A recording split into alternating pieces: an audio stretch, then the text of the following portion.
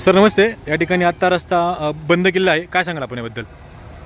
या ठिकाणी हा अर्धा रस्ता कसलेला आहे आणि अर्धा रस्ता अत्यंत धोकादायक स्थितीमध्ये आलेला आहे. तो कधीही कसू शकतो. त्यामुळे माननीय जिल्हाधिकारी साहेब यांनी दिलेल्या आदेशान्वये हा रस्ता बंद करण्यात आलेला आहे.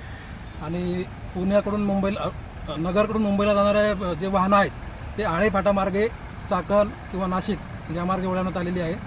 आणि या जी कल्याणकडची ट्रॅफिक आहे त्यांना सुद्धा एक्सप्रेसवे किंवा नाशिक मार्गे पुण्याला जाण्यासाठी मार्ग उपलब्ध आहे. साधारणतः किती दिवस रस्ता बंद राहील, काय आपण सांगाल याबद्दल? वरिष्ठांचे आदेश आल्यानंतर परत त्याबाबत योग्य निर्णय घेतला जाईल. या ठिकाणी काही लोक गाड्या घेऊन येतात किंवा या ठिकाणी स्थानिक काय असतील त्यांच्याबद्दल काय असेल या ठिकाणी? टू व्हीलरसाठी आपण थोडंसं जागा ठेवली आहे. फोर व्हीलरसाठी रस्ता धोकादायक असल्यामुळं आपण तो बंद केलेला आहे. तर स्थानिक लोकांना काही दिवस तरी अडचणींचा सामना करावा लागेल. कारण कालपासून या ठिकाणी काम चालू आहे आणि खालच्या बाजूला रस्ता जो आहे तो अजून देखील खाली खाली खच चालला आहे.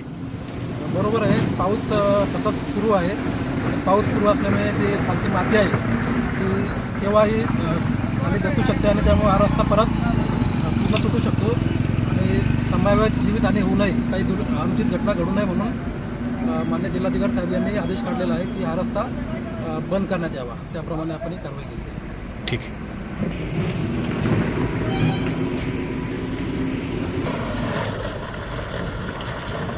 रस्ता सुरू होणार नाही. आपण पाहिलं या ठिकाणी जो कल्याण अहिल्यानगर जो महामार्ग आहे तो आत्ता या ठिकाणी बंद केलेला आहे. हे पाहू शकतो आपण या ठिकाणी.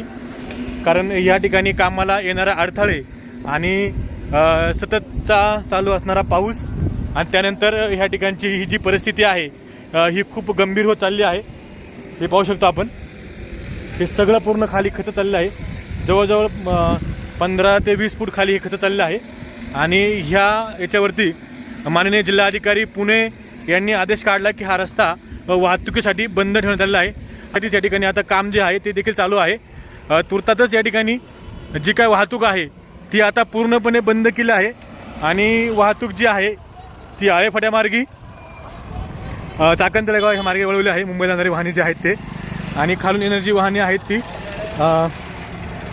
नाशिक मार्गे मुरमाड आपलं शहापूर मार्गे आणि इकडची जी पुण्याची वाहतूक आहे ती कर्जत मार्गे वळवली आहे.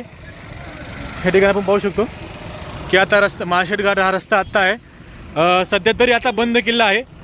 पुढील आदेश येईपर्यंत किंवा हे जे काम आहे हे काम होतपर्यंत ह्या ठिकाणी 2 लेन चालू होत नाही तोपर्यंत हा रस्ता आता बंद करण्यात येत आहे. हे साईडला जे गटर आहे हे आता हे गटरामध्ये बऱ्यापैकी त्यांनी आता हे भराव करत आणलेला आहे आणि त्यांचं असं या ठिकाणी आहे की 2 लेन चालू झालं तर हा रस्ता खुला करता येईल. परंतु आत्ता सध्या तरी माळशेज घाट हा रस्ता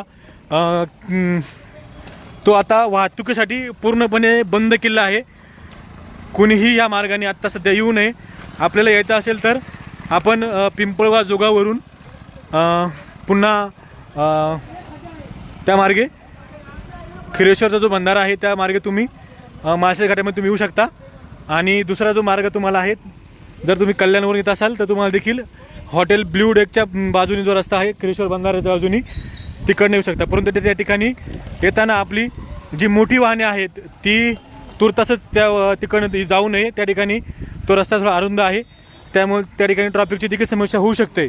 परंतु आपली जर छोटी गाडी असेल तर आपण त्या रस्त्याचा वापर करू शकता. जुन्नर डायरी, करंजाळे, तालुका जुन्नर, जिल्हा पुणे. हां बंद म्हणजे बंद.